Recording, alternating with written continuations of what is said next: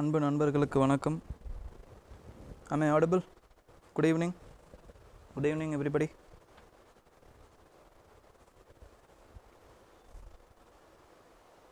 வணக்கம். Good. Okay, am I audible? Super. நிறைய questions கேட்டிருக்கீங்க எடுத்த உடனே. முதல்ல ஃபஸ்ட்டு ஒரு விஷயத்தை சொல்லிடுறேன். இன்றைக்கி வந்து நியூஸ் பேப்பர் ஃபுல்லாக it is flooded with budget related newses. But I didn't read the budget. Okay, so budget speech and budget text என்னால் படித்தாதான் அதை பற்றின கமெண்ட்டான இன்றைக்கான நியூஸ் பேப்பரை என்னால் எடுக்க முடியும். So what I how did is, நம்ம ஆல்ரெடி வந்து ஒரு 2 நியூஸ் பேப்பர் இங்கே வச்சுருக்கோம். ஓகேங்களா, 20 and 21 Saturday and Sunday news paper that I am going to discuss today. Okay, so give me one or 2 weeks time. I will read the budget and then நான் என்ன பண்ணுறேன் அப்படின்னு பார்த்தீங்கன்னா, it will make sense to inherent the articles which have been provided based on the budget. ஓகேங்களா, so அதையும் சேர்த்து நான் ஒரு பட்ஜெட் ஒரு ஃபுல் வீடியோவாக கரண்ட் அஃபேர்ஸ் வீடியோவாவோ இல்லைனா வந்து தனி ரெக்கார்டட் வீடியோவாவோ நம்மளோட சேனலில் நான் வழக்கம் போல், அதாவது இன்ட்ரீம் பட்ஜெட் தமிழ்நாடு பட்ஜெட் நான் எப்படி போட்டனோ அதே மாதிரி கூட ஒரு பட்ஜெட் உங்களுக்கு ஒரு வீடியோ வந்து உங்களுக்கு நான் செய்கிறேன். ஓகேங்களா, ஸோ ஃபர்ஸ்ட் ஆஃப் ஆல் அது. நெக்ஸ்ட்டு வந்து நீங்கள் ஏதோ கேட்டிருக்கீங்க, ஃபஸ்ட்டு நியர்பை கண்ட்ரீஸுக்கு ஏன் நம்ம மணி கொடுக்குறோம். நேபாள்,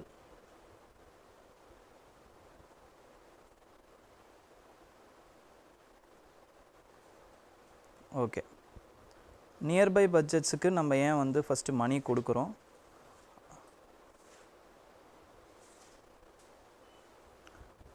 நேபாள், பூட்டான், ஸ்ரீலங்கா, இந்தியாவுக்கு ஏன் இந்தியாவுக்கு யாரும் தராங்களா அப்படின்னு கேட்டிருக்கீங்க. இந்தியாவுக்கு யாரும் தரமாட்டாங்க. ஃபஸ்ட்டு நல்லா புரிஞ்சுக்கோங்க, India is considered as a brother of these neighbouring countries. Okay, India's economy is for many times increase when compared to this neighboring countries. That is why they are intimidated by the India's size and population. Okay, but we have the inherent duty. ஓகேங்களா, அவங்களுக்கும் நம்ம வந்து செய்யணுங்கிற duty இருக்குது. ஏன்னா if they fail as a nation it will create instability in the borders of India. என்ன ஆகும், it is against our interest-ஆக மாறிடும். அதனால் to protect them we are giving money. ஓகேங்களா, கிரெடிட் ஃபெசிலிட்டி, அதுக்கப்புறம் கடன், இது எல்லாத்தையுமே நம்ம கொடுப்போம். And Bhutan is literally like a protector state of India. ஓகேங்களா, இந்தியா தான் பூட்டானுக்கு ப்ரொடெக்ட் பண்ணுது. ஸோ அதனால் அவங்களுக்கும் நம்ம சேர்த்து கொடுக்குறோம். Okay, because they are acting as a buffer between China and India. ஓகேங்களா, அதனால் நம்ம வந்து என்ன பண்ணுறோன்னா அவங்களோட இன்ட்ரெஸ்ட்டை பாதுகாக்கிறதுக்கு நம்ம கொடுக்குறோம். And Sri Lanka is also it is present strategically in India with respect to Indian Ocean. So அதனாலேயும் நம்ம வந்து அவங்களுக்கும், நேபாள் வந்து நம்மளுடைய all weather friend because we are enjoying open border with Nepal. So இதெல்லாம் கணக்கில் வச்சு தான் நம்ம என்ன பண்ணுறோன்னு பார்த்தீங்கன்னா we are giving assistance to them. Okay, அவங்க திருப்பி நம்மளுக்கு கொடுக்க மாட்டாங்க பிகாஸ் அவங்க வந்து அந்த அளவுக்கு நம்மளுக்கு கொடுக்குற அளவுக்கு அவங்களோட எக்கனாமிக் மைட் கிடையாது. And we are following neighbourhood first policy. Okay, so அதனால தான் நம்ம கொடுத்துட்ருக்கோம். நெக்ஸ்ட் வந்து கேபிட்டல் கெயின்ஸ் டேக்ஸ்னால் என்னன்னு கேட்குறீங்க. Capital gains means when ever you are invested if it is more than a year, அது க்ரைட்டீரியா மாறுங்க. ரியல் எஸ்டேட்டுக்கு 36 months வரும். அதுக்கப்புறமா வந்து நீங்கள் ஸ்டாக்கில் போடுறீங்க அப்படின்னா வந்து 24 monthsக்கு மேலே இருந்துச்சுன்னா that is considered as a capital tax. Okay, இப்போ நீங்கள் ஸ்டாக்கில் போடுறீங்க உங்களோட மணியை 24 மாதம் கழித்து நீங்கள் என்ன பண்ணுறீங்கன்னா அந்த லாபத்தை எடுக்கிறீங்க அப்படின்னு வச்சுக்கோங்க. Then it is called as capital gains tax. Capital gains அதுக்கு என்ன பண்ணுறாங்க அப்படின்னு பார்த்தீங்கன்னா government is laying some percentage of tax. இப்போ நான் வந்து 1000 ரூபா இன்வெஸ்ட் பண்ணுறேன். 1000 ரூபாயை ஒரு ஸ்டாக்கில் இன்வெஸ்ட் பண்ணுறேன். இப்போது ஃபார் எக்ஸாம்பிள் ரிலையன்ஸில் நான் இன்வெஸ்ட் பண்ணுறேன். அந்த ரிலையன்ஸ் இண்டஸ்ட்ரியில் இன்வெஸ்ட் பண்ணிவிட்டு I am with holding that stock for nearly 24 months. 25th month I am taking. ஓகேங்களா, அந்த 1000 ரூபாங்கிறது 2 வருஷம் கழிச்சு 10,000 ரூபா ஆயிருக்குன்னு வச்சுக்கோங்க. ஒரு ஸ்டாக்கோட மதிப்பு 10,000 ரூபா. ஓகே, அப்போது நான் போட்ட இன்வெஸ்ட்மெண்ட்டுக்கு 2 வருஷம் கழிச்சு எனக்கு எவ்வளோ ரிட்டர்ன்ஸ் வந்திருக்குன்னா 9,000 எக்ஸ்ட்ரா வந்திருக்கு. ஓகேங்களா, கிட்டத்தட்ட வந்து 900 டைம்ஸ் எக்ஸ்ட்ரா. ஸோ என்ன பண்ணுறாங்க அப்படின்னு பார்த்தீங்கன்னா, அதில் 9000க்கு கேபிட்டல் கெயின்ஸ் உங்களுக்கு எவ்வளோ வந்திருக்கோ அதில் 20% you have to give to government அப்படிங்கிற மாதிரி சொல்கிறாங்க. அதுதான் capital gains. Capital gains tax அதுதான் லாங் டேர்ம், அப்புறம் ஷார்ட் டேர்ம் கேபிட்டல் கெயின்ஸ்னு வரும். ஓகேங்களா, long term capital gains, short term capital gains, இது ரெண்டுத்துக்குமே டேக்ஸஸ் இப்போ இன்க்ரீஸ் பண்ணியிருக்காங்க இந்த கவர்மெண்ட்டில். ஓகேங்களா. ஸோ நெக்ஸ்ட் வந்து எத்திக்ஸுக்கு சிம்பிளான இங்கிலீஷ் புக் ஏதாவது இருந்தால் சொல்லுங்கன்னு கேட்டிருக்கீங்க. D.K. பாலாஜின்னு ஒரு புக் இருக்குது. This book has been written by a IAS officer. ஓகேங்களா, D.K. Balaji is IAS officer. அவர் வந்து அவரோட புக்ஸ் இருக்குது. ஸோ அந்த புக்கை வேணும்னா நீங்கள் படிக்கலாம். ஓகேங்களா. அப்புறம் வந்து எப்பயுமே சொல்லக்கூடிய லெக்சிகான்னு ஒரு புக் இருக்குது. ஓகே, ஸோ இந்த மாதிரி புக்ஸில் எது உங்களுக்கு வந்து கம்ஃபர்டபுளாக இருக்கோ அதை படிங்க வாங்கி. ஓகே, ஸோ நெக்ஸ்ட் வந்து என்ன கேட்டிருக்கீங்க,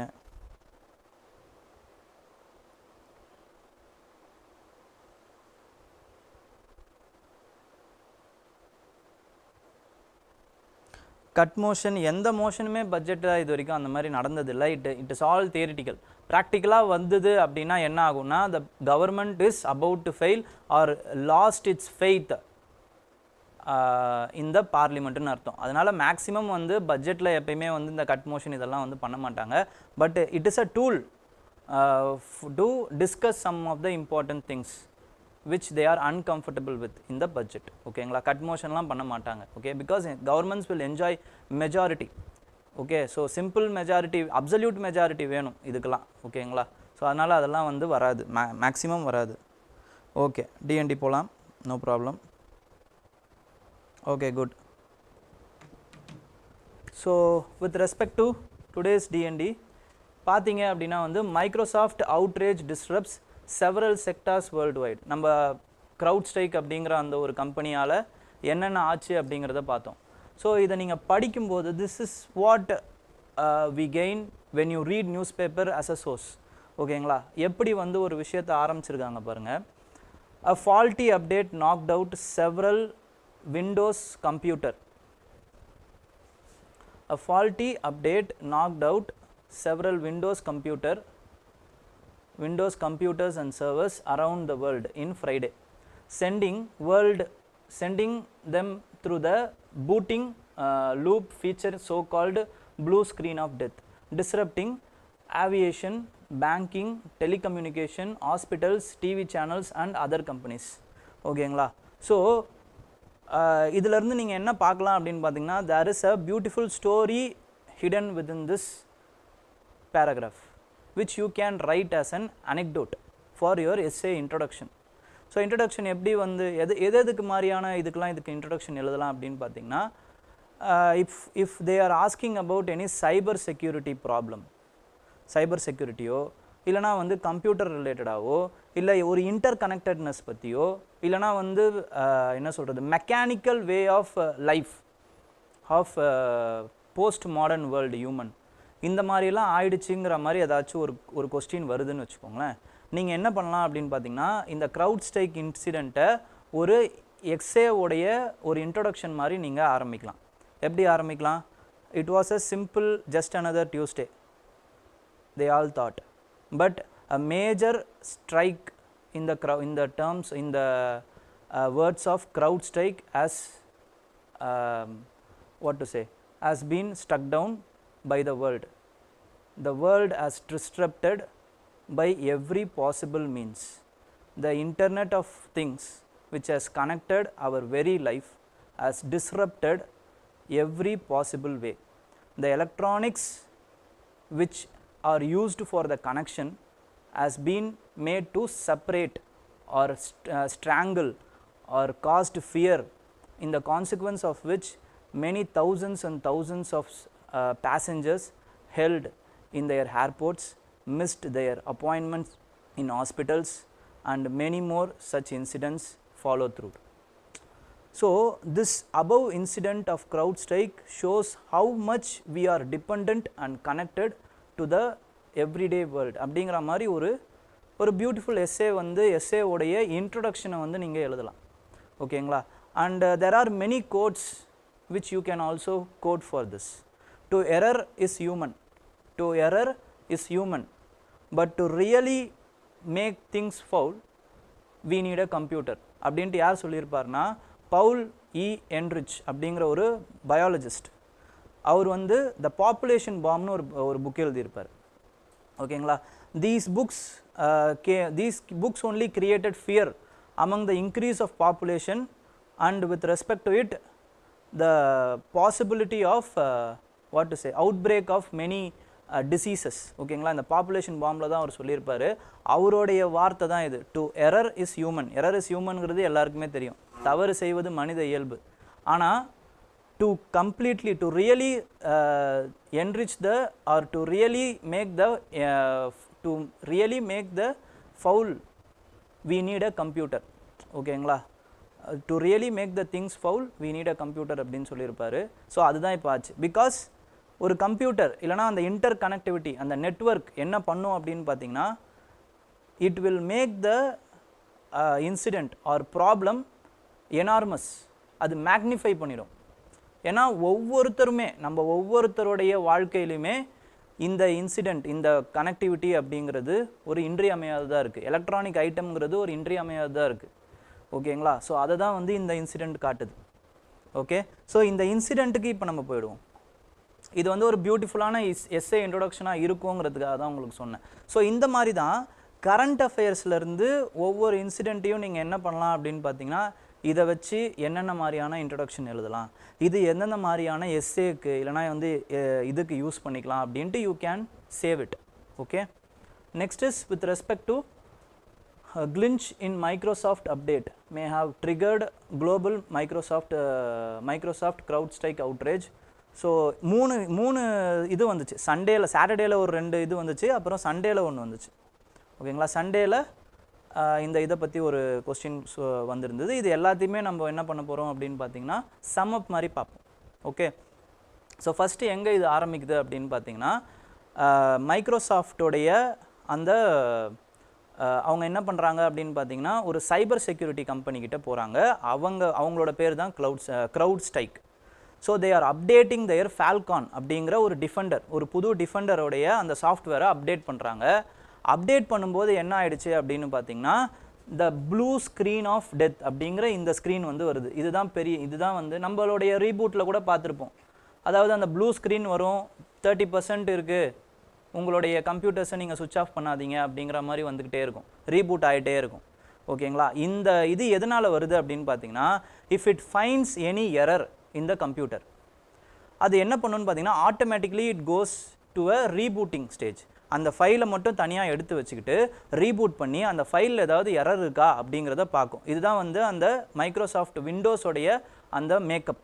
ஓகேங்களா. இப்போ என்ன ஆயிடுச்சுன்னு பார்த்தீங்கன்னா இந்த ஃபால்கான் டிஃபெண்டரில் ஒரு பெரிய எரர், கிரிட்டிக்கல் எரர் இருக்கிறத அது பார்த்துட்டு என்ன பண்ணுதுன்னா ஆட்டோமேட்டிக்கலி அந்த ஃபீட்பேக் லூப்புக்கு போயிடுச்சு. அது ஒரு பல மணி நேரங்கள் என்ன ஆகுதுன்னு பார்த்தீங்கன்னா இந்த ஸ்க்ரீனே வந்துட்டு இருக்கு. ஸோ நம்மளால் வந்து எந்த ஒரு அப்ளிகேஷனையுமே அந்த கம்ப்யூட்டரில் இருக்கக்கூடிய எந்த ஒரு அப்ளிகேஷனையும் யாராலையுமே இப்போ ஏர்போர்ட்டில் வந்து அவங்களுமே வந்து எதுவும் பண்ண முடியல, ஹாஸ்பிட்டல்ஸில் எதுவுமே பண்ண முடியல, அவங்களோட அப்பாயின்மெண்ட்ஸு எல்லாமே வந்து கேன்சல் ஆகிடுச்சு. ஓகேங்களா. டாக்டர்ஸோட அப்பாயின்மெண்ட்லேருந்து. ஸோ பல billion dollars worth of economy has gotten affected, productivity got affected because of one single error which has been made by the CrowdStrike. ஓகேங்களா. இதுதான் ப்ராப்ளம் இங்கே. ஓகேங்களா. அப்போ என்ன கேட்பாங்க அப்படின்னு பார்த்தீங்கன்னா இந்த ப்ளூ ஸ்க்ரீன் ஆஃப் டெத்துன்னு ரீசெண்ட்லி இன் நியூஸ் ப்ரிலிம்ஸில் கேட்கலாம். ஓகேங்களா. அப்படின்னா என்ன அப்படின்னு கேட்கலாம். அப்படி இல்லைனா எப்படி கேட்கலாம் அப்படின்னு பார்த்தீங்கன்னா இந்த மினி டம்ப்னு ஒரு வார்த்தை இருக்குது பார்த்தீங்களா. இது என்னென்னா நான் சொன்னேன்ல அந்த டேட்டாவை வந்து வச்சுக்கிட்டு அவங்க வந்து ரீபூட் பண்ணும்போது அந்த சென்ஸ் பார்க்கும் அப்படின்ட்டு அந்த ப்ராசஸுக்கு பேர் தான் என்னன்னு பார்த்தீங்கன்னா மினி டம்ப். ஓகே. இது ரெண்டுத்தை பற்றி கேட்குறதுக்கு வாய்ப்பு இருக்குது. இதுதான் வந்து அந்த CrowdStrike இன்சிடென்ட்டோடைய ஒரு ஓவரால் பெர்ஸ்பெக்டிவ். ஓகேங்களா.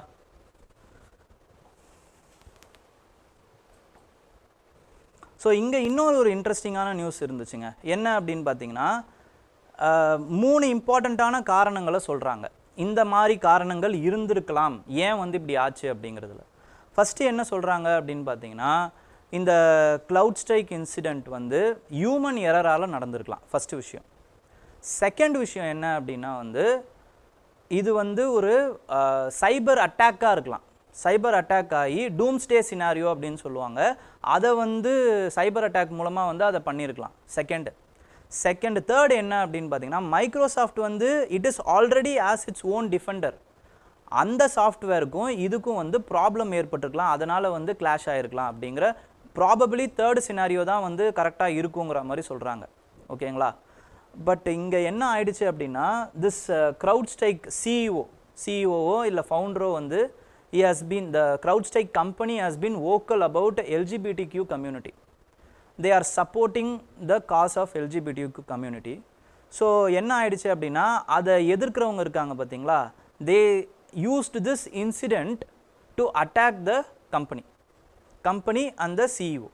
ஓகேங்களா? ஸோ எப்படி வந்து ஒரு சமுதாயம் வந்து வெயிட் பண்ணுது பாருங்கள். ஏதோ ஒரு விஷயத்தை, அவங்களுக்கு பிடிக்காத ஒரு விஷயத்தை பண்ணதுக்காக அவங்க எப்போ கீழே விழுவாங்க, அதுலேருந்து நம்ம எப்படி அவங்கள வந்து கிரிட்டிசைஸ் பண்ணலாங்கிறதே காத்துக்கிட்டு இருக்காங்க. அந்த வன்மத்தை இறக்கிட்டாங்க, வேறு ஒன்றும் கிடையாது.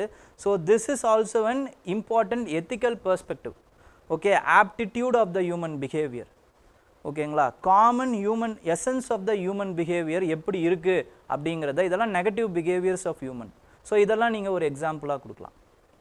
Okay, for ethics. நெக்ஸ்ட் வந்து with respect to gender gap education,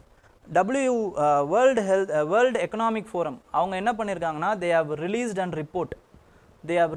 report with respect to India. India is ranking among 129 out of 146 economies on global gender gap அப்படின்னு ஒரு கேப் ரிப்போர்ட் இருக்குங்க. அந்த report it is released by World Economic Forum. அதில் நம்மளோட education சம்மந்தப்பட்டது பார்த்தீங்க அப்படின்னா, it has been in the decline. ஓகேங்களா? போன வாட்டி வந்து we have got a perfect 1 score. ஓகேங்களா? அட்லீஸ்ட் எஜுகேஷன்லேயாவது அந்த ஜெண்டர் கேப் வந்து கம்மியாகிட்டு இருந்துச்சு. இப்போ அதுலேயுமே வந்து லைட்டாக வந்து நம்ம கோட்டை விட்டுருக்கோம் அப்படிங்கிறத சொல்கிறாங்க. ஓகேங்களா? எப்படி அப்படின்னு பார்த்தீங்கன்னா, நம்மளுடைய எஜுகேஷனில் அந்த என்ரோல்மெண்ட் ரேஷியோ இருக்குது பார்த்தீங்களா, ஹையர் செகண்டரியில், அதுலேயும் அதுக்கப்புறமா வந்து அடல்ட் இல்லிட்ரஸிலையும் கொஞ்சம் கேப் விழுந்திருக்கு அப்படிங்கிறத அவங்க கண்டுபிடிச்சிருக்காங்க. அப்போ எந்தெந்த மாதிரியான ஃபேக்டர்ஸ்லாம் it is influencing this enrolment அப்படின்னு பார்த்தீங்கன்னா, the school proximity is an important factor. இப்போது 1 கிலோமீட்டருக்குள்ளேயோ இல்லை 2 கிலோமீட்டருக்குள்ளேயோ ஒரு ஹையர் செகண்டரி ஸ்கூல் இருந்துச்சுன்னா, parents are willing to allow their daughters to enrol in those schools. ஓகேங்களா? Highly developed states like Gujarat மாதிரியான highly developed state, they are not investing, the government is not invested in the higher secondary schools. ஓகேங்களா? So அதனால் it has been left with the what to say, somewhat private schools. So private schools என்ன பண்ணுவாங்க, they will be concentrating on the urban areas, rural areasக்கு போக மாட்டாங்க, because அவங்க லாபத்துக்காக work பண்ணுறவங்க. So இதனால் என்ன ஆகுதுன்னா, அந்த enrolment ratio, even though Gujarat is a highly developed state in terms of GDP, state GDP, their enrollment ratio is 45.2% when comparing to the poorer states like Jharkhand, Chhattisgarh, Bihar, Uttar Pradesh, even Uttar Pradesh, இவங்களை compare பண்ணும்போது கூட developed ஸ்டேட்டான குஜராத்தில் இது கம்மியாக இருக்குது, because of proximity of the school. Okay, next important thing is about teacher presence. when there is a female teacher in a particular school, the enrollment ratio of the woman or the girl children has been increased. ஓகேங்களா? அது ரொம்ப increase ஆகிருக்கும். அதே மாதிரி வந்து பார்த்திங்கன்னா, transport initiatives, அதுவும் வந்து it has been what to say positively affecting the enrolment ratio. ஓகேங்களா? டிரான்ஸ்போர்ட், ஃப்ரீ பஸ் பாஸ், நம்ம அதனால தான் government, Tamil Nadu government is what to say pioneer in these kinds of initiatives. Free bus pass கொடுத்தோம், cycles கொடுத்தோம். ஓகேங்களா? Laptops, எல்லாமே இருக்கிறது எல்லாத்தையுமே என்னென்ன தேவையோ எல்லாத்தையுமே கொடுத்துக்கிட்டு இருக்கோம். ஓகேங்களா? Because it is not about freebie, we are investing on our human ஓகேங்களா, we are human resources, we are investing on our human resources. So ஒரு 20 yearsக்கு அப்புறம் 30 yearsக்கு அப்புறம் they will return us in terms of productivity and taxes. இதுதான் அதில் இருக்கக்கூடிய economic sense. Okay, so next வந்து பார்த்தீங்கன்னா, எதெல்லாம் சேலஞ்சஸாக இருக்குது அப்படின்னா, it is with respect to the sanitations. Sanitation is a important challenge which everybody, because அந்த சானிடேஷன் டாய்லெட்ரி வசதிகளை கட்டி கொடுக்கறதுக்கு ஒரு ஸ்பெண்டிங் கரெக்டாக நடந்துகிட்டு இருக்கு, but maintenance and proper connectivity of the water connectivity இதெல்லாம் இல்லாமல் போகுது. ஓகேங்களா? அப்போ மெயின்டெனன்ஸ் இல்லாதனால சானிடேஷன் வசதிகள் கரெக்டாக இல்லை. So woman girl childrens are reluctant to go to schools. Next is economic pressure. கேர்ள்ஸுக்கு மட்டும் ப்ராப்ளம் இல்லை, பாய்ஸுக்குமே சில ப்ராப்ளம்ஸ் இருக்குது. இவங்களுக்கு சானிடேஷன், லொக்காலிட்டி, ப்ராக்சிமிட்டி அப்படிங்கிற ப்ராப்ளம் இருந்துச்சுன்னா பாய்ஸுக்கு it is about the economic criteria of their parents. ஓகேங்களா? அது ரொம்ப பாவர்ட்டியாக இருக்காங்க, ரொம்ப லோ பாவர்ட்டியில் இருக்காங்க அப்படின்னா they tend to drop out ஆகி they also contribute with respect to the working. ஓகேங்களா? ஒர்க்கிங்க்கு போக ஆரம்பிச்சிடுறாங்க சீக்கிரமாகவே. ஓகே, நெக்ஸ்ட் வந்து ஸ்டெம் என்ரோல்மெண்ட்லேயுமே வந்து ரொம்ப கம்மியாக தான் இருக்குது. ஸ்டெம் அப்படின்னா என்ன அர்த்தம்னா it is an acronym or full form for science, அதுக்கப்புறமா வந்து technology, and then engineering and mathematics. Okay, இதில் இருக்கக்கூடிய அந்த என்ரோல்மெண்ட் ஆஃப் உமன்றது ரொம்ப கம்மியாக இருக்குது. இப்படியே என்ரோல் பண்ணாலுமே அவங்களோட ஹையர் செகண்டரி ஸ்டடீஸ், அதில் இருக்கக்கூடிய ஹையர் ஸ்டடீஸ் லைக் பிஜி, அதுக்கப்புறம் பிஹெச்டி இதெல்லாம் பண்ணுறது வந்து ரொம்ப ரொம்ப கம்மியாயிடுது. ஓகே, இதில் நம்ம என்கரேஜ் பண்ணணும். அண்ட் தென் அடல்ட் லிட்ரஸியோடைய அந்த கேப்புமே பார்த்தீங்கன்னா ஃபீமேல் லிட்ரஸி வந்து 64% தான் when compare to male literacy. இதில் தான் இன்னொரு ஒரு மிகப்பெரிய கேப் இருக்குது. So enrolment and adult literacy இதில் பெரிய கேப் இருக்குது. This is what costs gender gap இண்டெக்ஸோடைய அந்த இதுக்கு. நெக்ஸ்ட் வந்து என்னென்னலாம் ரெக்கமெண்டேஷன் சொல்கிறாங்கன்னா அதில் என்னென்னலாம் இல்லையோ அதெல்லாம் பண்ண சொல்கிறாங்க, வேறு ஒன்றும் இல்லை. அப்போ ஸ்கூல் ஃபெசிலிட்டிஸை மெயின்டைன் பண்ணுங்கள், எக்கனாமிக் ப்ரெஷரை வந்து பசங்கக்கிட்ட போடக்கூடாது. அப்போது அந்த பிலோ பாவர்ட்டி லைன் பீப்புளுக்கு நம்ம என்ன பண்ணணும்னா இன்னும் நிறைய சலுகைகளும் ஸ்காலர்ஷிப்ஸும் கொடுக்கணும். ஓகே, நெக்ஸ்ட் வந்து enhancing foundational literacy and then increasing the female enrolment in STEM. These are some of the recommendation which they are giving. Okay,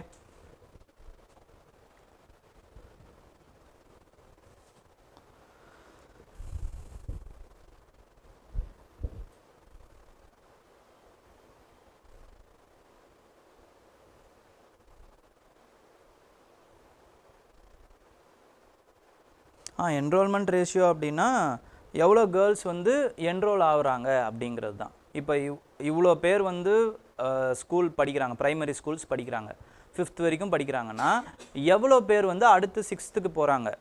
ஓகேங்களா? இவ்வளோ பேர் 12th படிக்கிறாங்க அப்படின்னா அதுலேருந்து எவ்வளோ பேர் காலேஜுக்கு போகிறாங்க அப்படிங்கிறது தான் என்ரோல்மெண்ட் ரேஷியோ. எல்லாருக்கும் போட்டிங்க அப்படின்னா வந்து total enrolment ratio. Gender wise போட்டிங்கன்னா மேல்ஸ் எவ்வளோ பேர் போகிறாங்க, ஃபீமேல்ஸ் எவ்வளோ பேர் போகிறாங்க அப்படிங்கிறத நம்ம பார்க்கலாம். ஓகே, நெக்ஸ்ட் வந்து ஸ்கீம்ஸ் பற்றி தனியாக வீடியோ, இம்பார்ட்டன்ட் ஸ்கீம்ஸ் அது மேபி நம்ம போடலாம். அது ஆனால் இப்போ இல்லை, பிலிம்ஸ் அப்போ, அடுத்த பிலிம்ஸ் அப்போ வேணும்னா நான் ஐ வில் ட்ரை. ஓகே, இல்லைனா வந்து நீங்கள் எங்கே படிக்கலான்னு பார்த்தீங்கன்னா கவர்மெண்ட்டோடைய வெப்சைட் ஒன்று இருக்குது, விகாஸ்பீடியா அப்படின்ட்டு. நீங்கள் ஸ்கீம்ஸ்னு போட்டு பக்கத்தில் விகாஸ்பீடியான்னு போட்டிங்கன்னா அதுலேயே இம்பார்ட்டண்ட்டான ஸ்கீம் வரும். எல்லாத்தையும் படிக்கணுன்ற அவசியம் இல்லை, அதுக்கு உள்ளே போனீங்கனாலே ஏஐயோடைய வெர்ஷன் இருக்குது, ஏஐ பீட்டா வெர்ஷன். அதை கிளிக் பண்ணிங்கன்னா அதில் எதெல்லாம் இம்பார்ட்டண்ட்டான பாயிண்ட்ஸ் இருக்கோ அதை வந்து ஒரு சம்மரி மாதிரி அதுவே பண்ணி கொடுத்துரும். ஓகே, ஸோ நெக்ஸ்ட் வந்து will local job quotas pass the legal test. இந்த இது வந்து நம்ம ஆல்ரெடி பார்த்தோம், கர்நாடகா இஷ்யூ வந்து பார்த்தோம், கர்நாடகாவுடைய அந்த லோக்கல் கோட்டா பில்லை வச்சு பார்த்தோம். அதை ஒரு வாட்டி நம்ம பார்த்துருவோம். அதில் there is a constitutional issue இருக்குது. ஸோ அதனால தான் திருப்பி இந்த ஸ்கீமை வந்து நம்ம எடுத்திருக்கோம். ஓகேங்களா?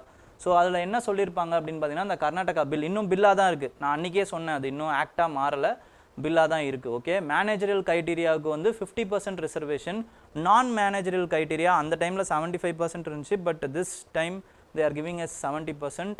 அண்ட் இதெல்லாம் ரொம்ப இம்பார்ட்டண்ட் இல்லை அப்படிங்கிறதுனால அதெல்லாம் நம்ம செக் பண்ண தேவையில்லை. ஓகேங்களா? இதெல்லாம் நமக்கு என்ன நடக்குதுன்னு தெரிஞ்சால் போதும்.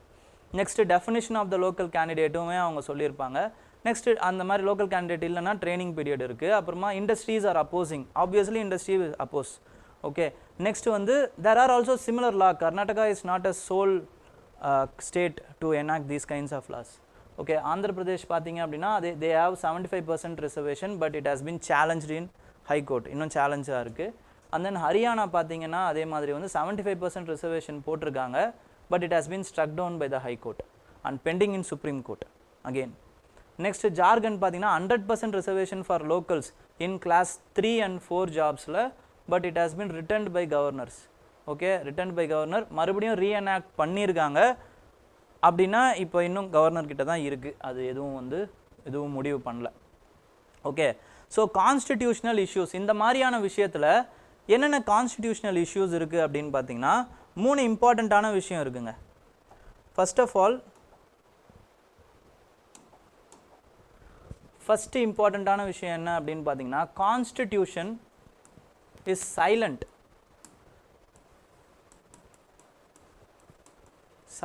about private jobs.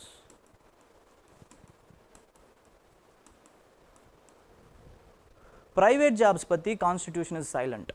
Okay, because in article 16 which is a fundamental right which is guaranteeing public jobs for every citizens, okay, citizens ku it is guaranteeing public jobs, and it should not be discriminated based on gender, caste, okay, caste, religion, place of birth, residence, இதெல்லாம் அவங்க சொல்லியிருப்பாங்க. So place of birth is another important criteria which they should not discriminate, but it is based on public job, but we are talking about private job. So constitution is silent with respect to this, so there is a ambiguity. Okay, next important thing is article 35. article 35A என்ன சொல்லுது அப்படின்னு பார்த்தீங்கன்னா the decision with respect to the place of birth should be taken by parliament. Parliament வந்து decision வந்து take பண்ணலாம், but in this case the place of birth criteria is decided by the state government. So there is a problem with respect to it. Okay, and அடுத்து வந்து என்ன ஆகுது அப்படின்னு பார்த்தீங்கன்னா இப்போ இந்த மாதிரி வந்து பிளேஸ் ஆஃப் பர்த் வச்சு if you are enacting, it is again discriminatory with respect to article 19. என்னது article 19E, article 19D and article 19G. article 19D என்ன சொல்லுது அப்படின்னு பார்த்தீங்கன்னா it is with respect to the movement, right to movement. ஓகேங்களா, என்னால் ஒரு இடத்துல இருந்து இன்னொரு இடத்துக்கு போக முடியாது because I am not getting a job, because there is a problem with respect to it. ஓகேங்களா, அங்கே வந்து லோக்கல் ரிசர்வேஷன் இருக்குது. ஸோ அதனால் என்னால் வந்து ஈஸியாக ஒரு இடத்துலேருந்து இன்னொரு இடத்துக்கு போக முடியல. My right to movement is restricted. Okay, and if movement is restricted automatically residence is restricted because these two are complementary with each other. அங்கே என்னால் தங்க முடியாது, ஒரு இடத்துல என்னால் தங்க முடியாது, which is also again a fundamental right which is guaranteed by me in the constitution. And then right to profession is also problematic. அப்போ என்னுடைய fundamental rights of 19D, E and G is also in contrast with these kinds of laws. ஓகேங்களா, so இதெல்லாம் problem அப்படிங்கிறத சொல்கிறாங்க. These are the constitutional issues which supreme court R high court has to deal with. Okay, இது எல்லாமே இப்போ open எண்டடாக இருக்குது, இதெல்லாம் வந்து கண்டினியூயிங் ஆகும். ஸோ அது என்ன நடக்குது, எப்படி நடக்குதுங்கிறத நம்ம பார்ப்போம். ஓகே,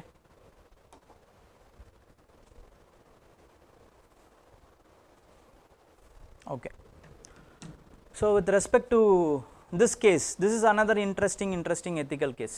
Okay, இப்போ this person is called as Karthick Kausal.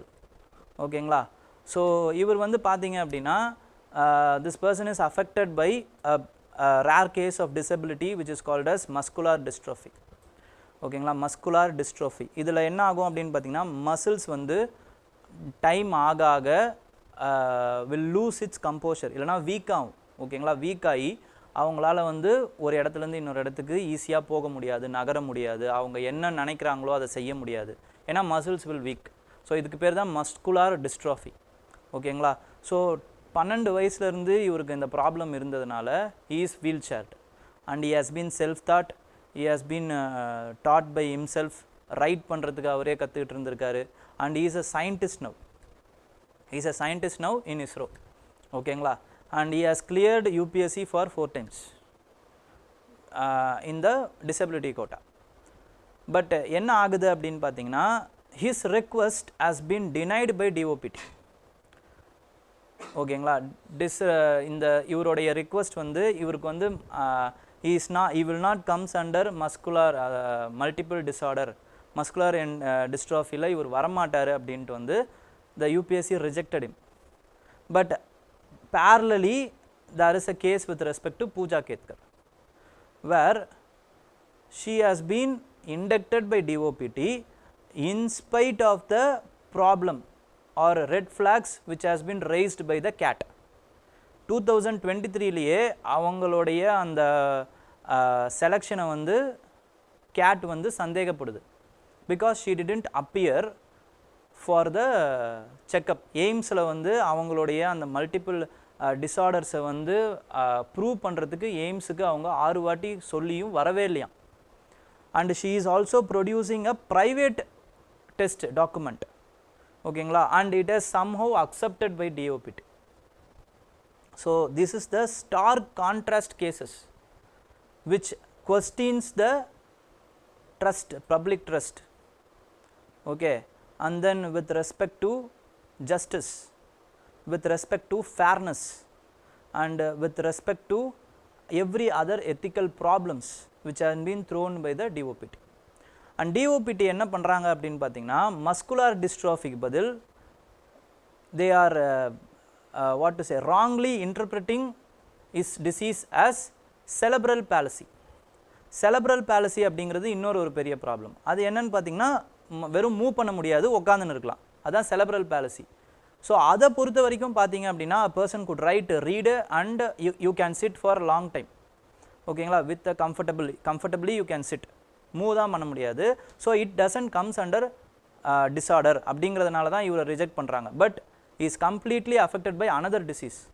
So there is what to say, டிஓபிடியில் வந்து என்ன ஆகுது அப்படின்னு பார்த்தீங்கன்னா ஒரு கம்ப்ளீட் மிஸ்மேனேஜ்மெண்ட் இருக்குது. ஓகேங்களா, இது எல்லாமே வந்து ethical issue. This I have provided இந்த கேஸ் ஸ்டடீஸ் வச்சு ப்ரொவைட் பண்ணியிருக்கேன். ஓகேங்களா, ஒவ்வொரு தியரி படி I have also given you. இதை ஒரு வாட்டி பாருங்கள். This will be a beautiful case study for you. Okay, ethical case ஸ்டடியாக உங்களுக்கு இது இருக்கும். Fairness, justice, integrity, honesty, public trust, அதுக்கப்புறமா வந்து எத்திக்கல் எக்ஸாம்பிள்ஸ். ஒவ்வொரு கேஸ் ஸ்டடீஸுக்கும் நீங்கள் இந்த எக்ஸாம்பிள்ஸை எப்படி நுழைக்கலாம் அப்படிங்கிறத I have given you with the model. Okay, இதை ஒரு வாட்டி படிச்சிங்கன்னா it will be useful for your GS4. Then again there is another important thing. So 2 different income tests to decide the creamy layer among the OBC candidates. This is another important issue. நான் வந்து UPSC படிக்க வந்ததுலேருந்து ஒரு பெரிய ப்ராப்ளமை நான் சந்திக்கிறேன் அப்படின்னா with respect to the OBC candidates. Okay, it is with respect to this. ஒவ்வொரு வருஷமும் there will be some 10% of OBC candidates who will be rejected by UPSC or they will be under question by the UPSC that they are not OBC. ஓகேங்களா, அப்படின்ற மாதிரி ஒரு இது பண்ணி வச்சுருப்பாங்க. ஓகேங்களா, ஸோ அதெல்லாம் அப்படிலாம் அவ்வளோ கஷ்டப்பட்டு இருக்கும்போது again the Puja Kedkar is claiming that she belongs to the non-creamy layer in spite of her father is a retired IAS officer. அது மட்டும் இல்லாமல் when recently her father has fought in the elections where they have to provide the asset, and her father has provided asset worth of 40 crores. Okay, in spite of this provision she has been awarded non-creamy layer OBC. Okay, first of all you have to know about the creamy layer concept. ஓகேங்களா, இது ஏன் வருது, எதுக்காக வருது அப்படிங்கிறது உங்களுக்கு தெரியணும். அதுக்கு நம்ம 1970s போனோம். ஓகேங்களா, so there is a government with respect to Morarji Desai government. 1977 Morarji Desai government வருது. ஓகேங்களா, it is the first non Congress government which came in to power. In this Mandal commission அப்படிங்கிற ஒரு கமிஷனை அமைக்கிறாங்க. ஓகேங்களா, அந்த மண்டல் கமிஷனில் அவங்க என்ன சொல்கிறாங்க அப்படின்னா they are recommending 27% of reservation, 27.5% of reservation வந்து OBCஸ்க்கு கொடுக்கணும். ஆனால் OBCs எவ்வளோ இருக்காங்க அப்படின்னு பார்த்தீங்கன்னா இந்த பாப்புலேஷனில் entirely they are amounted to 52% of population. But எதுக்காக அப்போ 27% அப்படின்னா there is a case, SR Balaji அப்படிங்கிற ஒரு கேஸ் இருக்குது 1969ல் ஹை கோர்ட் ஆஃப் கர்நாடகா என்ன பண்ணுறாங்கன்னு பார்த்தீங்கன்னா they are fixing a ceiling that you should not breach the 50% of the reservation. 50% தான் நீங்கள் ரிசர்வேஷன் கொடுக்கணும் ஒவ்வொரு ஜாபுக்கும் அப்படிங்கிற மாதிரி they are arbitrarily fixing the ceiling. ஓகேங்களா? அப்போ அந்த சீலிங்கை உடைக்கக்கூடாது அப்படிங்கிறதுக்காக மண்டல் என்ன பண்ணுறாரு அப்படின்னா he is proposing 27.5% of the reservation. So you have to note that this is not a proportional representation as in the case of SC and STs.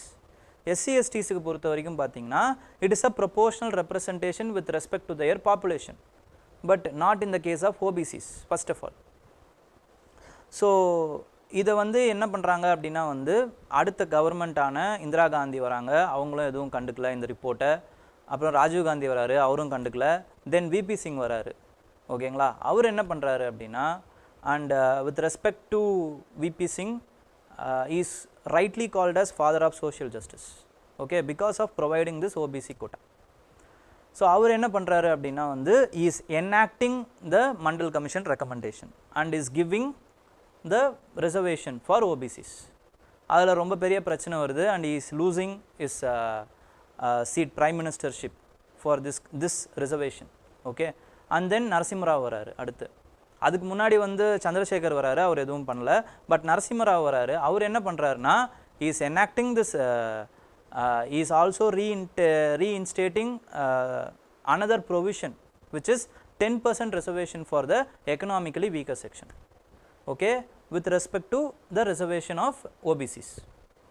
Okay, அப்போது இந்த case வந்து எங்கே போகுதுன்னு பார்த்தீங்கன்னா இந்திரா ஸ்வைனி அப்படிங்கிறவர் வந்து இதை எதிர்த்து கேஸ் போடுறாரு, இந்த ப்ரொவிஷன் ரெண்டுத்தையும் எதிர்த்து. அப்போது Indra Sawhney case is a very very important case with respect to reservation. அப்போ அதில் என்ன சொல்லிடுறாங்க அப்படின்னா வந்து the recommendation is with respect to creamy layer, இதுலேயே போடுறாரு, நான் க்ரீமி லேயருக்கு மட்டும்தான் அப்படின்றத மாதிரி சொல்கிறாரு. ஓகேங்களா? நரசிம்மராவ் அதை மறுபடியும் வந்து என்ன பண்ணுறாங்கன்னா it is endorsed by the Indra Sawhney case by Supreme court.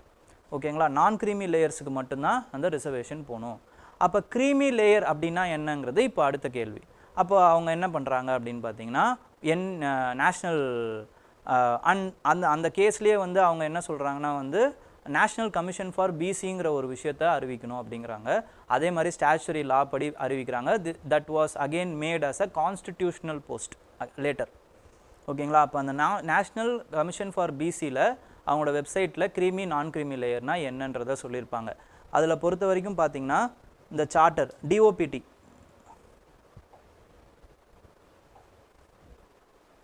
Department of personnel training, அதில் சொல்லியிருக்கிறாங்க. ஓகேங்களா? அதில் ஒரு சார்ட்டர் வந்து டிக்ளேர் பண்ணியிருக்காங்க. அதில் என்ன சொல்லியிருப்பாங்கன்னா OBC families ineligibility based on their occupations, ரெண்டு விஷயத்தை வச்சு சொல்லியிருப்பாங்க இன்எலிஜிபிலிட்டி யார் யாரெல்லாம் நான் க்ரீமி லேயர்னு. ஃபஸ்ட்டு லேயர் என்ன, ஃபஸ்ட்டு க்ரைட்டீரியா என்னன்னு பார்த்தீங்கன்னா it is about the parents income.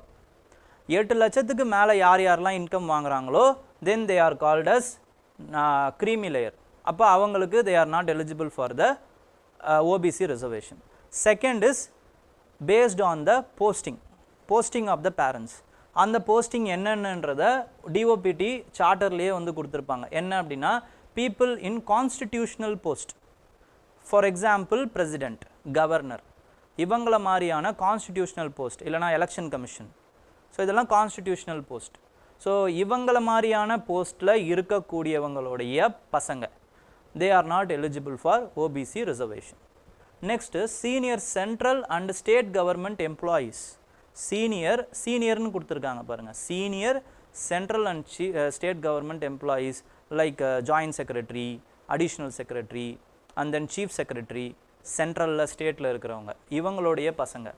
And then members of armed ஃபோர்ஸஸோடைய members of armed forces.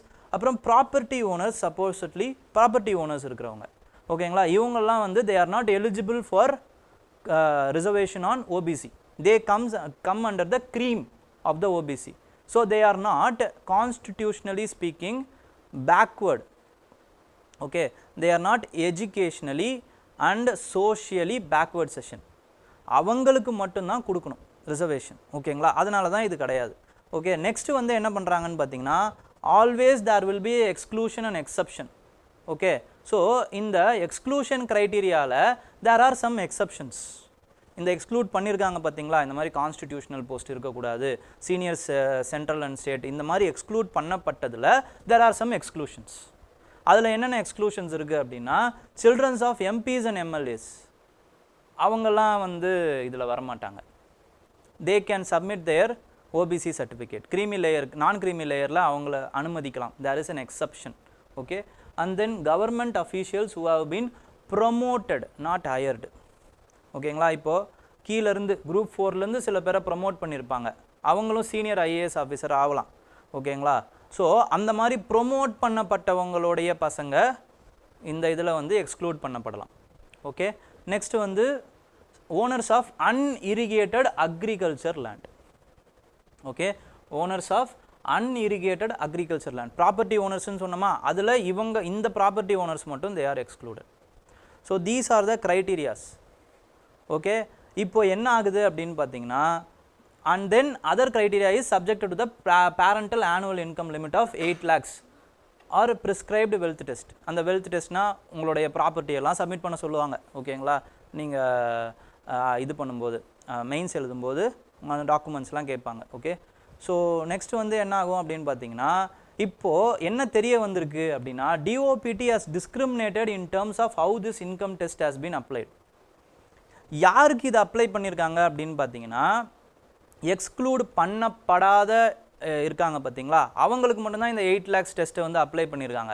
Exclude பண்ணப்பட்டவங்களுக்கு இந்த 8 lakh டெஸ்ட்டை வந்து அப்ளை பண்ணவே இல்லை. ஸோ அதனால தான் 2 இன்கம் க்ரைட்டீரியா வந்திருக்கு. இதை வச்சு தான் என்ன பண்ணியிருக்காங்கன்னா Pooja Khedkar has claimed that she is a non creamy layer, OBC non creamy லேயரில் வருவாங்க அப்படின்ட்டு வந்து she has been claimed. Okay, so இதில் இந்த இன்சிடென்ட்னால இதெல்லாம் வந்து வெளிச்சத்துக்கு வந்திருக்கு. ஓகே, நெக்ஸ்ட் வந்து there is an update with respect to non-communicable diseases.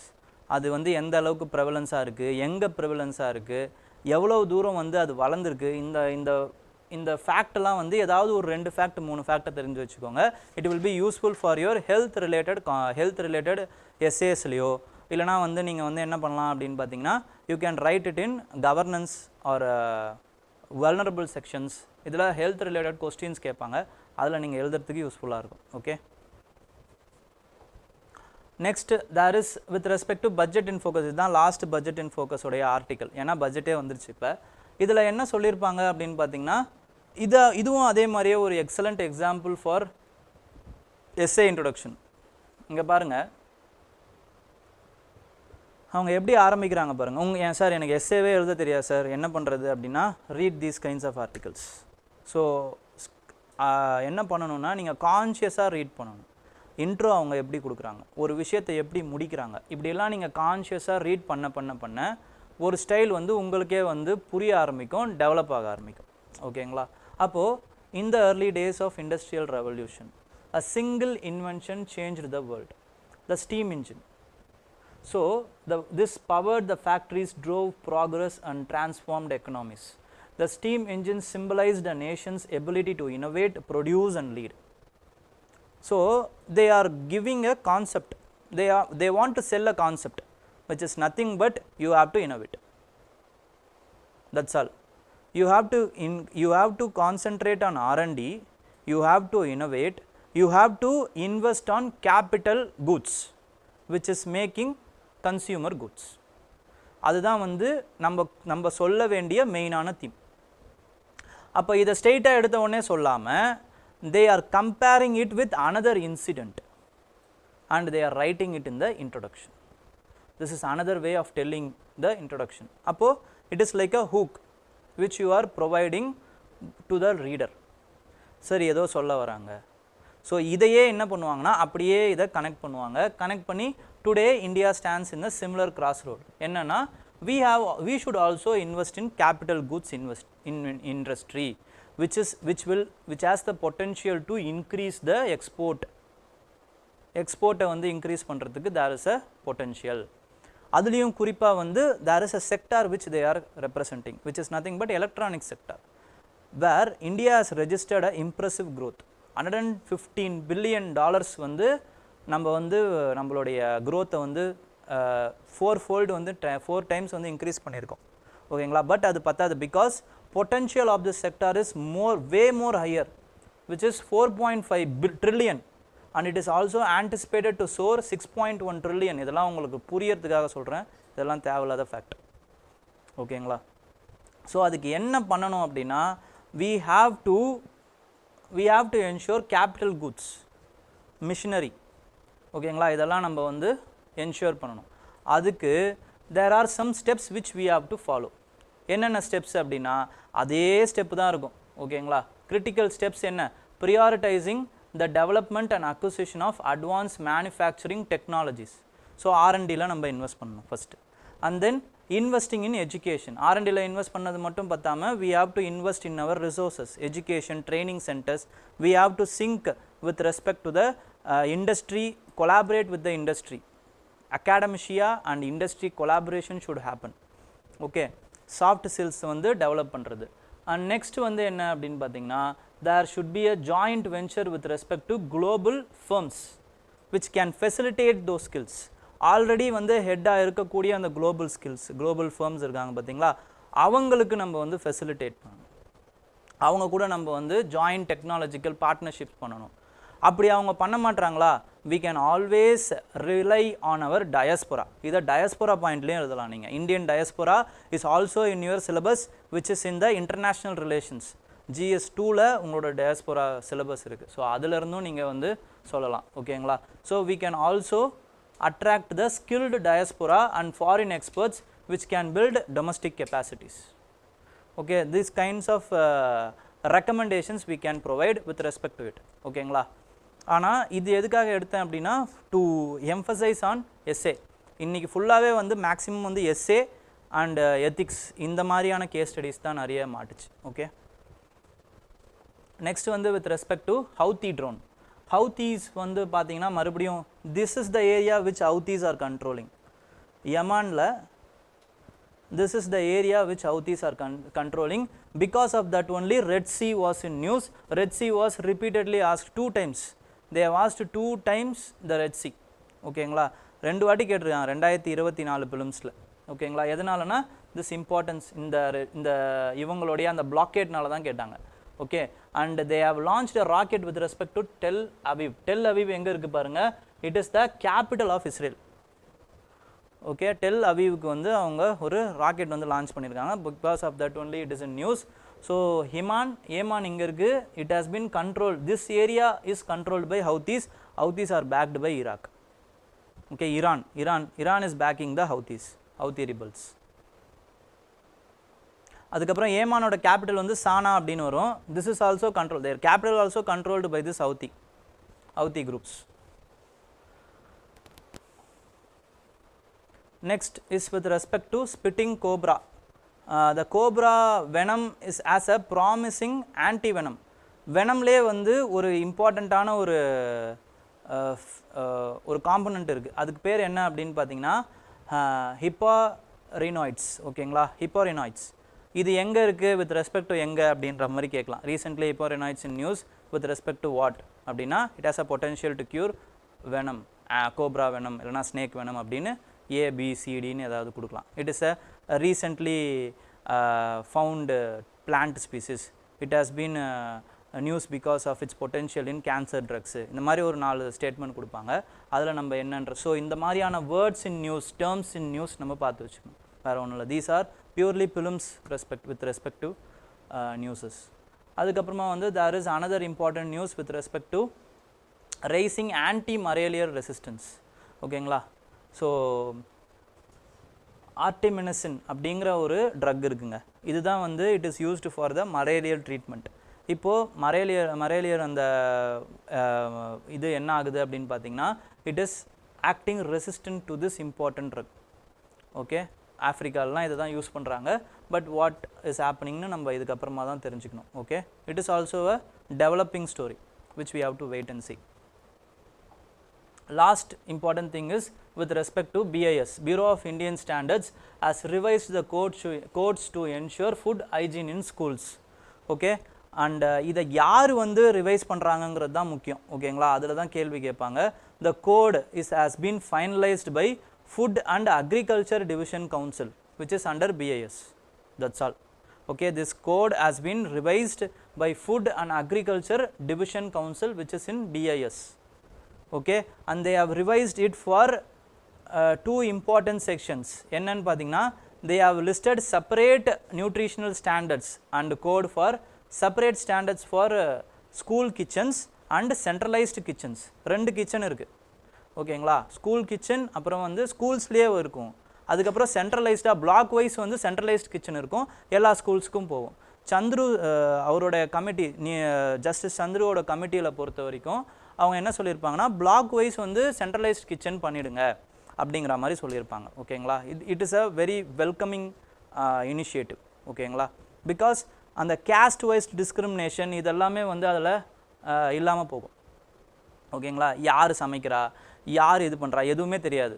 ஓகேங்களா, அப்போது அந்த கேஸ்ட் வைஸ் டிஸ்கிரிமினேஷனை ஒழிக்கணும் அப்படிங்கிறதுனா நம்ம பிளாக் வைஸ் அந்த சென்ட்ரலைஸ்ட் கிச்சனை உருவாக்குறதுங்கிறது ஒரு நல்ல initiative. Okay, and it will also act as a disaster relief centre. ஓகேங்களா, டிசாஸ்டர் ஸ்ட்ரைக் ஆகும்போது டக்குன்னு நம்மளால் இந்த சென்ட்ரலைஸ்ட் கிச்சன்லேருந்து எல்லாருக்குமே வந்து உணவு பொட்டலங்கள் இந்த மாதிரியெல்லாம் வந்து பரிமாற முடியும். ஓகே,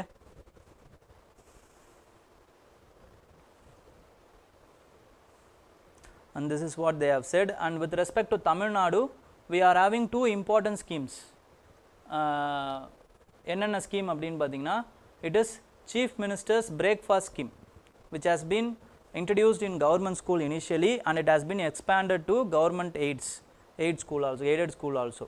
ஓகேங்களா, நெக்ஸ்ட் வந்து state also providing nutritious food under புரட்சி தலைவர் எம்ஜிஆர் நியூட்ரிஷனல் மீல் ஸ்கூல். ஓகேங்களா, மிட் டே மீல் ஸ்கீம் அந்த இதுவுமே வந்து கொடுத்துட்ருக்காங்க. ஸோ ரெண்டு ஸ்கீமுமே ஓடிட்டுருக்கு. Okay, chief minister breakfast scheme, அதுக்கப்புறம் புரட்சி தலைவர் எம்ஜிஆர் நியூட்ரிஷியஸ் மீல் ப்ரோக்ராம். இது ரெண்டுமே வந்து வித் ரெஸ்பெக்ட் டு தமிழ்நாடு. இதை டிஎன்பிசியில் கேட்குறதுக்கு வாய்ப்பு இருக்குது. ஓகேங்களா, வேறு ஏதாவது டவுட்ஸ் இருக்குங்களா?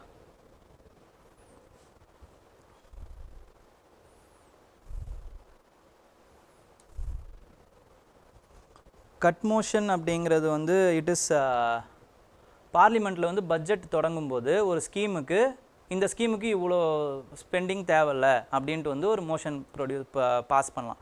அதுக்கு பேர் தான் கட் மோஷன்னு சொல்லுவாங்க. அதுவே 3 டைப்ஸாக இருக்குது. பாலிசி கட், அதுக்கப்புறமா வந்து எக்கனாமிக் கட், இந்த மாதிரி வந்து 3 டைப் ஆஃப் கட்ஸ் இருக்குது. Okay, during application submission why UPSC did not validate application sir. ஒவ்வொரு அப்ளிகேஷனையும் நம்ம வேலிடேட் பண்ணிகிட்டு இருந்தோம் அப்படின்னா வந்து யூபிஎஸ்சியால் எக்ஸாமே நடத்த முடியாது. ஓகேங்களா, அதனால தான் வந்து யார் வந்து ஃபைனலாக வராங்களோ அவங்கள மட்டும் செக் பண்ணுறாங்க. ஏன்னா கிட்டத்தட்ட ஒவ்வொரு வருஷமும் 10 லட்சம் அப்ளிகேஷன்ஸ் வந்து போடுறாங்க. ஓகேங்களா, இந்தியா முழுக்க 10 லட்சம் applications and the prelims has been written by nearly 4 lakh aspirants. ஆனால் அந்த 4 lakh aspirants சீரியஸ் ஆஸ்பிரன்ஸ் கிடையாது. among them 60 to 70,000 aspirants are only serious about their preparation. மற்றவங்களாம் வந்து வேலைக்கு போயிட்டுருப்பாங்க, சும்மா ஏதோ ஒரு எக்ஸாம் வந்திருக்குன்னு சும்மா போடுவாங்க. இந்த மாதிரி நிறைய பேர் இருப்பாங்க. ஓகேங்களா, அதனால தான் நான் serious candidates which you don't have to worry about them. Only 60 to 70,000 candidates are serious about their preparation, which they are putting their heart and soul for this preparation for at least 1 year, who have attended some coaching institute classes, who has attended some test batches, who have diligently followed the books, important books. ஓகேங்களா, இவங்கள மாதிரி ஆளுங்க ஒரு 60,000 70,000 பேர் வருஷம் இருப்பாங்க. அதில் floating crowd இருக்கும். இம்பார்ட்டன்ட் சீரியஸ் கேண்டிடேட்ஸ் வெளியேவும் கொஞ்சம் பேர் போவாங்க, உள்ளேயும் கொஞ்சம் பேர் வருவாங்க. So it has been maintaining that equilibrium for 60 to 70,000. Okay,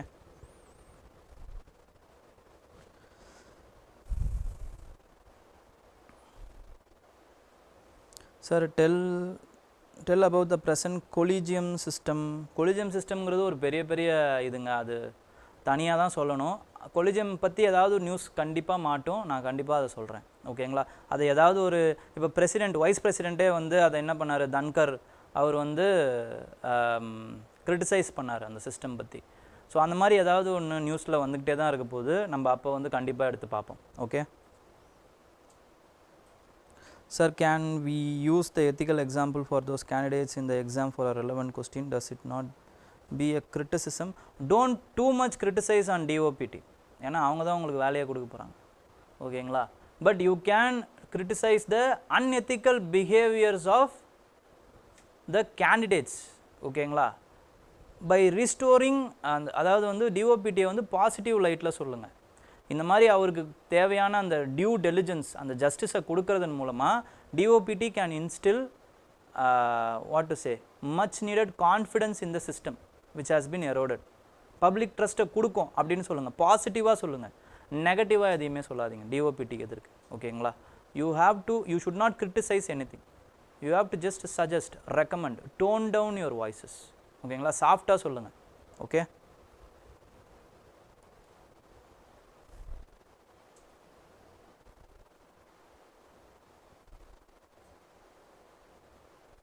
okay FDI மைண்டில் வச்சுக்கிறேங்க. எஃப்டிஐயும் நான் சொல்கிறேன். எஃப்டிஐங்கிறது இப்போ உங்களுக்கு ஒரு ஐடியா கொடுக்கணும் அப்படின்னா வந்து ஃபாரின் டைரக்ட் இன்வெஸ்ட்மெண்ட், அதாவது வந்து டைரெக்டாக ஒரு foreign company is investing in an இண்டஸ்ட்ரியை டெவலப் பண்ணுறதுக்காக இன்வெஸ்ட் பண்ணுறாங்க, அதுதான் ஃபாரின் டைரக்ட் இன்வெஸ்ட்மெண்ட்டுன்னு சொல்லுவாங்க. There is another term is called as foreign investor investment, FDI, எஃப்ஐஐன்னு வரும். ஓகேங்களா? இன்ஸ்டிடியூஷனல் இன்வெஸ்ட்மெண்ட், இல்லை எஃபிஐ ஃபாரின் போர்ட்ஃபோலியோ இன்வெஸ்ட்மெண்ட் அப்படின்னு சொல்லுவாங்க. They are directly investing in the stock market.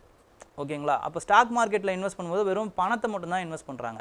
Foreign direct இன்வெஸ்ட்மெண்ட்னும் போது ஒரு இன்ஃப்ராஸ்ட்ரக்சரல் பில்டிங் ஆக்டிவிட்டி இருக்கும், ஒரு ஃபேக்ட்ரி, ஒரு கேபிட்டல் இன்வெஸ்ட்மெண்ட் இருக்கும், நிறைய பேருக்கு வேலை கொடுப்பாங்க. ஸோ இந்த மாதிரி வந்து அதனால தான் governments will prefer foreign direct investment. Okay அமேஸ் சீரிஸா சீக்கிரம் கொண்டு வந்துடலாம் சார். பிளாக் வைஸ் சென்ட்ரலைஸ் பண்ணால் டிஸ்கிரிமினேஷன் குறையும், ஆனால் பிளாக் ஃபுல்லாக எம்ப்ளாயிஸஸ் ஷஃபில் பண்ணி போடுவாங்களா? ஆமாம், ஷஃபில் பண்ணி தான் போடுவாங்க. புதுசாக வந்து சந்துரு கமிட்டியில் என்ன சொல்கிறாங்கன்னா, இப்போ இருக்கக்கூடிய அந்த சத்துணவு கொடுக்கக்கூடிய அந்த அம்மாக்களை வந்து வேறு ஏதாவது ஒரு இடத்துக்கு கொண்டு போயிட்டு வேறு ஏதாவது ஒரு இன்ஸ்டிடியூஷனில் வேலைக்கு அமர்த்திட்டு கவர்மெண்ட்லேயே புது விஷயத்தை வந்து நீங்கள் ரெடி பண்ணணும்னு சொல்கிறாங்க ஜஸ்டிஸ் சந்துரு கமிட்டியில். ஓகேங்களா? அந்த ரெக்கமெண்டேஷன்ஸில் அப்படி தான் சொல்கிறாங்க. ஃபுல்லாகவே complete revamping of the system, centralised kitchen மூலமாக பிளாக் வைஸ் பண்ணுங்கள். So it will reduce the discrimination based on the caste. ஓகேங்களா? நாங்குநேரி சம்பவத்துக்கு அப்புறமா தான் இந்த ரெக்கமெண்டேஷன்ஸ் வந்து அவங்க கொடுக்குறாங்க. ஓகே கவர்னர் இம்யூனிட்டி அப்படிங்கிறது constitution has given some immunity to the governor. ஓகேங்களா? அவருக்கு கவர்னருக்கு மட்டும் இல்லை, பிரசிடெண்ட்டுக்கு தேர் இஸ் அ இம்யூனிட்டி. அதோடைய ரீசன் என்ன அப்படின்னு பார்த்தீங்கன்னா, it is derived from the English constitutional scheme, which is king can do no wrong அப்படிங்கிறது தான் அதோடைய அர்த்தம். ஓகேங்களா? அப்போது கவர்னருக்கு வந்து ஏன்னா முடிவு எடுக்கக்கூடிய திறன் வந்து அவரது கிடையாது. he is only acting on the recommendations of the council of ministers. So அதனால் அவருக்கு சில இம்யூனிட்டிஸ் கொடுப்பாங்க. ஓகேங்களா? அதுவும் இல்லாமல் அவர் வகிக்கக்கூடிய பொசிஷன் அந்த மாதிரியான பொசிஷன். ஸோ அவரை நார்மல் சிட்டிசன் மாதிரி நடத்தாமல் கொஞ்சம் இன்ஸ்டிடியூஷனல் இம்யூனிட்டிஸ் கொடுக்குறாங்க. இப்போது அவர் மேலே வந்து கிரிமினல் சார்ஜஸ் இருக்குது அப்படின்னா கவர்னராக இருக்கிற வரைக்கும் அந்த கிரிமினல் சார்ஜஸை எடுத்துக்கக்கூடாது. அதே மாதிரி சிவில் கேஸ் இருக்குது அப்படின்னா வந்து கவர்னராக இருக்கிற வரைக்கும் அந்த சிவில் கேஸை வந்து அந்த ட்ரையல் வேணால் போகலாம், ஆனால் வந்து அவரை வந்து அந்த ப்ராப்பராக வந்து அவர்கிட்ட பர்மிஷன் கேட்டு 2 மாதம் 3 மாதம் அனுமதி வாங்கி அதுக்கப்புறமா தான் பண்ணணும். These kinds of thing is called as governors and presidential immunity. ஓகேங்களா? அதே மாதிரி கான்சுலர் இம்யூனிட்டின்னு இருக்குது. ஓகேங்களா? டிப்ளமேட்டிக் இம்யூனிட்டி அப்படின்னு சொல்லுவாங்க. ஓகேங்களா? டிப்ளமேட்ஸுக்கு இம்யூனிட்டி கொடுத்துருப்பாங்க. ஓகே ரிசர்வேஷன் இஷ்யூ 2 லைன்ஸில் எக்ஸ்பிளைன் பண்ணுங்கள். ஓகே பங்களாதேஷ் ரிசர்வேஷன் இஷ்யூ பார்த்தீங்க அப்படின்னா ஃபஸ்ட்டு வந்து it has been given by ஷேக் ரஹ்மான், முஜ்பூர் ரஹ்மான் தான் வந்து அந்த ரிசர்வேஷன் கொடுக்குறாரு. யாருக்கு கொடுக்குறாங்கன்னா ஃப்ரீடம் ஃபைட்டர்ஸ் என்று அறியப்படக்கூடிய அவங்களுக்கும் அவங்களுடைய சந்ததியினருக்கும் வந்து இந்த ரிசர்வேஷனை கொடுக்குறாங்க. கிட்டத்தட்ட எவ்வளோ ரிசர்வேஷன்னா 30% ஆஃப் த ரிசர்வேஷன். அது இல்லாமல் சில ரிசர்வேஷன்ஸ்லாம் இருக்குது, சில ஊனமுற்றோர்களுக்கு, அப்புறமா வந்து நொடிந்தவர்களுக்கு, அதாவது மார்ஜினலைஸ்ட் கம்யூனிட்டிஸ்க்குன்னு அப்படியே ரிசர்வேஷன் போச்சு அப்படின்னா கிட்டத்தட்ட ஒரு 53% ஆஃப் ரிசர்வேஷன்ஸ் வந்து கொடுத்துட்ருக்காங்க. ஓகேங்களா? இப்போ என்ன ப்ராப்ளம் ஆச்சு அப்படின்னா வந்து இந்த ரிசர்வேஷன்லாம் வந்து தப்பாக பயன்படுத்துகிறாங்க அப்படிங்கிறது தான் ப்ராப்ளம். அக்யூசேஷன் அங்கே தான் ஆரம்பிக்குது. என்னென்னா the Awami League is trying to create the bureaucrats which are favorable for them. அப்போ இந்த ரிசர்வேஷன்ஸ் கொடுக்கறதன் மூலமாக அவங்க என்ன பண்ண முடியும்னு பார்த்தீங்கன்னா அவங்களோட ஆதரவாளர்களை வந்து இந்த கவர்மெண்ட் சிஸ்டம்குள்ளே கொண்டு வந்துக்கிட்டே இருக்க முடியும். அப்படி கொண்டு வரும் பட்சத்தில் என்ன ஆகுதுன்னா இந்த கவர்மெண்ட் வந்து இருக்கணுங்கிறத அவங்க ஆதரவாளர்கள் உறுதி செஞ்சுக்கிட்டே இருப்பாங்க. இதுதான் வந்து அக்யூசேஷன் பண்ணுறவங்களுடைய குற்றச்சாட்டு. ஸோ இந்த ரிசர்வேஷனே இருக்கக்கூடாதுன்னு நிறைய பேர் வந்து போராடுறாங்க. போராடும்போது என்ன ஆகுதுன்னு பார்த்தீங்கன்னா இந்த ரிசர்வேஷன் மட்டும் இந்த அந்த சுதந்திர போராட்ட தியாகிகளுக்காக கொடுக்கப்பட்ட ரிசர்வேஷன் மட்டும் இருக்கக்கூடாதுன்னு சில பேர் வந்து 2018 போராடுறாங்க. அப்போ மொத்த ரிசர்வேஷன் சிஸ்டத்தையும் எடுத்து தூக்கிடுறாங்க ஷேக் ஹசீனா. ஓகேங்களா? அந்த பிரைம் மினிஸ்டர் தூக்கிடுறாங்க. ஸோ இதை எதிர்த்து சில பேர் வந்து வழக்கு தொடுக்கிறாங்க. வழக்கு தொடுக்கும்போது சுப்ரீம் கோர்ட் வந்து என்ன பண்ணுறாங்க அப்படின்னு பார்த்தீங்கன்னா அந்த பங்களாதேஷோட சுப்ரீம் கோர்ட்டு அந்த ரிசர்வேஷன் சிஸ்டமை வந்து ரொம்ப 93% குறைச்சிட்டு 7% ரிசர்வேஷன் பண்ணுறாங்க. ஆனால் இந்த ரிசர்வேஷன் கூட இருக்கக்கூடாதுன்னு சில பேர் வந்து சண்டை போடுறாங்க. ஓகேங்களா? சண்டை போடும்போது என்ன ஆகுதுன்னா இந்த அதாவது வந்து அந்த சுதந்திர போராட்டத்துக்காக தியாகம் பண்ணவங்களுடைய அந்த வழியை வந்து யாரெல்லாம் வந்து மதிக்கலையோ அவங்கெல்லாம் தான் வந்து சண்டை போடுறாங்க. They are been equated to Razakars அப்படின்ட்டு வந்து ஷேக் ஹசீனா மேடம் வந்து ஒரு கமெண்ட் சொல்லிடுறாங்க. This has fuelled and angered and insulted the protesters. ஏன்னா ரசாகஸ் யார் அப்படின்னு பார்த்தீங்கன்னா பாகிஸ்தானுடைய சிம்பத்தைசஸாக இருந்தவங்க டியூரிங் த அந்த பங்களாதேஷோடைய போராட்டத்தப்போ அவங்க என்ன பண்ணாங்கன்னா நிறைய மெனி கைண்ட்ஸ் ஆஃப் அட்ராசிட்டிஸ் வந்து ஈடுபடுறாங்க. ஓகேங்களா? Killing and abusing the women. ஓகேங்களா? இந்த மாதிரி நிறைய அட்ராசிட்டிஸ் ஈடுபடும் போது இவங்களோட எங்களை வந்து ஒப்பிடுறீங்களா அப்படின்ட்டு வந்து அந்த போராட்டம் வந்து ஃபியூல் ஆகுது. அந்த போராட்டத்தில் ஒரு 130 பேர் கிட்டத்தட்ட வந்து கொல்லப்படுறாங்க. இதுதான் வந்து இப்போ இருக்கக்கூடிய அந்த stage. Okay, so what is motion of தேங்க்ஸ்னால் வந்து பிரசிடெண்ட் வந்து ஒவ்வொரு வருஷமும் புது அந்த லோக்சபா வந்து கூடும்போதும் அதுக்கப்புறமா வந்து வருஷத்துக்கு முதல் பார்லிமெண்ட் கூடும்போதும் என்ன பண்ணுவாங்கன்னு பார்த்தீங்கன்னா பிரசிடெண்ட்டோட உரைன்னு ஒன்று இருக்கும், பிரசிடென்ட் ஸ்பீச். அந்த பிரசிடென்ட் ஸ்பீச் அப்படிங்கிறது என்னன்னு பார்த்தீங்கன்னா government is producing their vision of the governance through president வந்து அதை படிப்பார். இதே மாதிரி கவர்னரோட உரைன்னு இருக்கும். இது ரெண்டுத்தையும் படித்ததுக்கப்புறமா வந்து என்ன பண்ணுவாங்கன்னா அந்த உரையை வந்து பாஸ் பண்ணுறதுக்காக போடுவாங்க. அப்படி போடும்போது அதுக்கு பேர் தான் என்னன்னு பார்த்தீங்கன்னா அது சம்மந்தமாக வந்து அந்த உரை வந்து நிறைய அந்த உரையில் என்னென்னலாம் வாசிச்சிருக்காங்களோ ரெண்டு பேருமே கவர்மெண்ட்டும் அப்போசிஷன் பார்ட்டிஸும் அதை பற்றி டிஸ்கஸ் பண்ணுவாங்க. அதுக்கப்புறம் அதை பாஸ் பண்ணுவாங்க. இந்த ப்ராசஸ்க்கு பேர் தான் மோஷன் ஆஃப் தேங்க்ஸ்.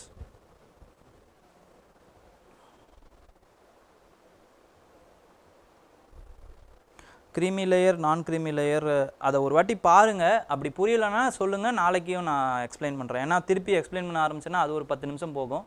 அதுக்கப்புறம் டைம் ஆகிடுச்சு, வேறு ஒன்றும் இல்லை. அந்த இதுக்கு போய்ட்டு திருப்பி ஒரு வாட்டி ரிப்பீட் பண்ணுங்கள், ரிப்பீட் பண்ணி பாருங்கள். அப்படியும் புரியலைன்னா என்கிட்ட கேளுங்க, நாளைக்கும் சொல்கிறேன். Okay,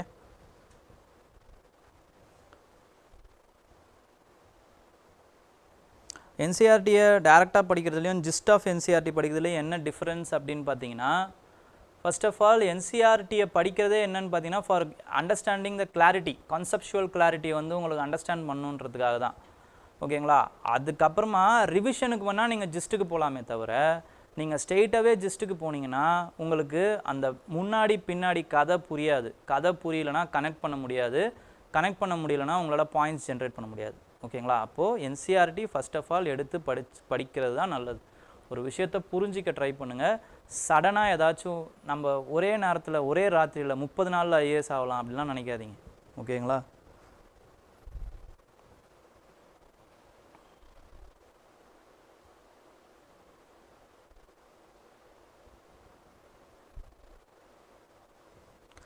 how to make notes for syllabus topic wise அதை ஒன்றா நான் அமேஸ் வீடியோஸில் போடுறேன். ஓகேங்களா? அதை ட்ரை பண்ணுறேன், அமேஸ் வீடியோவில் போடுறதுக்கு ட்ரை பண்ணுறேன். Things take away for UPSC aspirant from Kanwar Yatra. Kanvar Yatra, first of all, it is a discriminatory one, a religious one, but it is in the court ன்னு நினைக்கிறேன். பட் அதில் ஒன்றும் பெருசாக டேக் அவேலாம் இல்லைங்க. Okay, the ruling party is just spurring the religious cause. Okay, so அவ்வளோதான் என்னோட take away. அது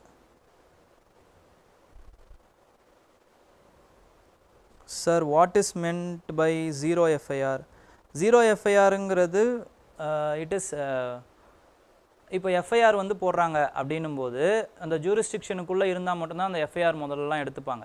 இப்போ அந்த மாதிரி எடுத்துக்கக்கூடாது. யார் வந்து எந்த போலீஸ் ஸ்டேஷனில் வந்து கம்ப்ளைண்ட் பண்ணாலும், டெல்லியில் ஒரு க்ரைம் நடந்திருக்கு, நான் சென்னையில் கூட போயிட்டு என்னால் வந்து ஃபைல் பண்ண முடியும் ஒரு எஃப்ஐஆர். அதுக்கு பேர் தான் ஜீரோ எஃப்ஐஆர். அதுக்கப்புறம் என்ன பண்ணுவாங்கன்னா, அந்த கன்சர்ன் போலீஸ் ஸ்டேஷனுக்கு இந்த போலீஸ் ஸ்டேஷன் அந்த ப்ரப்போசலை அனுப்பிடுவாங்க. Okay,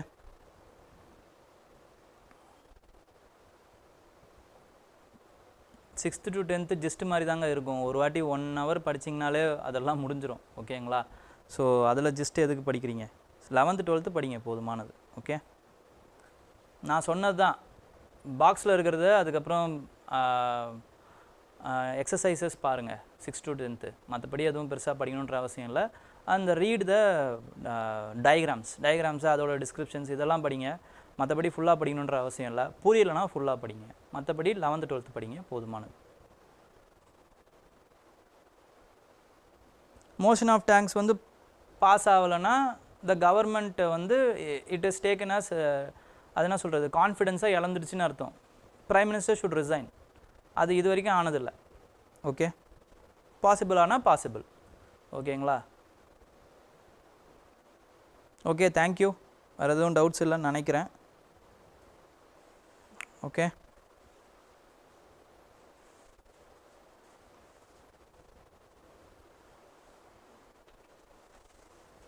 okay, so kindly click the like button, share it with your friends, and ஃப்ரீயாக இருங்க, ஜாலியாக இருங்க. தேங்க்யூ.